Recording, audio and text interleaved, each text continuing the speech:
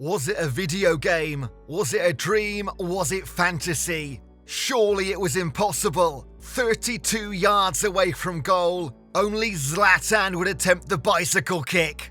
Ibrahimović, the man, the myth, the legend, scores one of the greatest goals in football history. Now it's time to buckle up, because today we've brought you the story of the one and only Zlatan Ibrahimović. For little Ibra, early life meant suffering. He was a skinny, awkward and insecure boy who spoke with a lisp, was self-conscious about his nose, and even admits he went to school mainly for the free lunches. Zlatan's father was an alcoholic, and he divorced his mother when Zlatan was just 2. This only fueled the misery and added to the poverty. Zlatan and his 4 siblings were forced to live in a dangerous housing project in the centre of Malmö, Sweden, alongside his single, struggling mother. And as it's understood, she wasn't particularly easygoing either. In fact, she was a little violent. And most of the time, Zlatan was the victim. As the finances dried out, his mother struggled to put food on the table, and to avoid hunger, she ultimately resorted to stealing until she was caught. Consequently, Zlatan was sent to live with his father, where conditions were even worse. The fridge was packed with alcohol, there was no food, so the skinny little boy had to shoplift and steal bikes. But despite all this, Ibra never gave up. His only escape was football, a sport where he excelled. He said, "I wanted to stand up to the whole world and show everyone who doubted me who I really was." Even though he was poor, he was always cocky. According to him, when he was 17, he turned down an offer from Arsenal. He said, "Arsene Wenger asked me to have a trial with Arsenal when I was 17. I turned it down. Zlatan doesn't do auditions." Doesn't that perfectly sum up the Zlatan we know so well? And with this, let's jump into his unique talent and success in his football career. As he grew up, for Zlatan, football became life. He knew it was going to be his salvation. He made his professional debut for Malmö FF in 1999 and helped the second division club make the league to the top level the following season. Every club saw the player he was, and he was soon signed by Ajax, where he displayed the relics of his troubled past. The once school bully was now a temperamental football player. One of his highlights at Ajax, his 2004 Goal of the Year. Watch this. After 4 years with Ajax, Zlatan moved to Juventus, where he led the Old Lady to 2 Serie A titles and was named Serie A Foreign Footballer of the Year. As his career was taking off, he forced to move to Inter Milan, which was made all the more sweeter as he'd line up against the Brazilian legend Ronaldo, who he'd idolised growing up. Secondly, seeing as Juventus had been relegated and stripped of their titles, Milan were effectively the reigning Serie A champions. Success followed for the towering striker as he won 3 straight Serie A titles and claimed his first league scoring crown in 2009.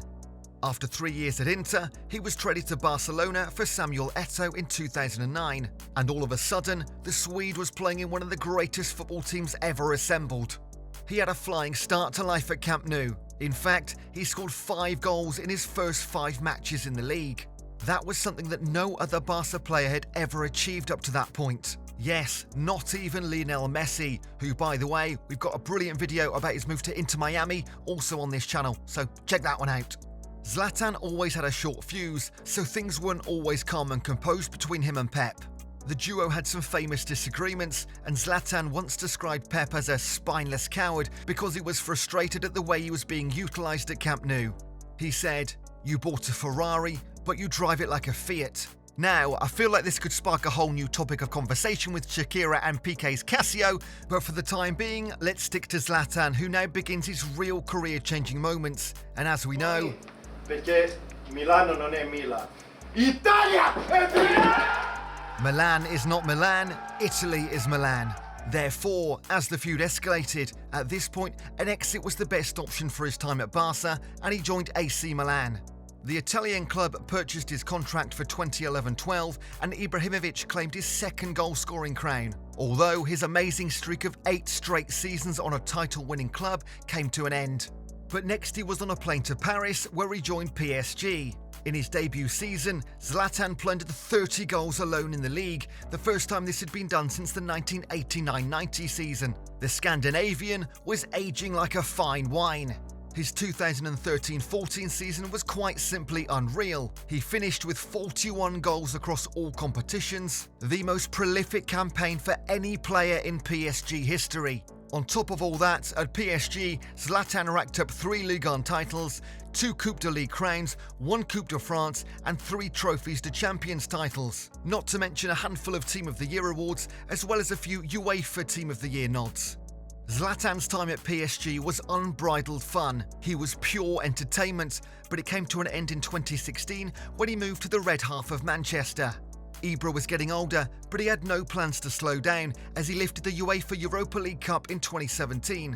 Unfortunately, owing to a knee injury, he didn't play the following season.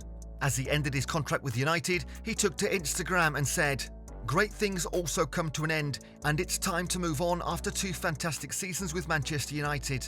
Thank you to the club, the fans, the team, the coach, the staff, and everyone who shared with me this part of my history." After United, he chose the MLS. After 2 years and 58 goals for the LA Galaxy, he was back in Europe once again.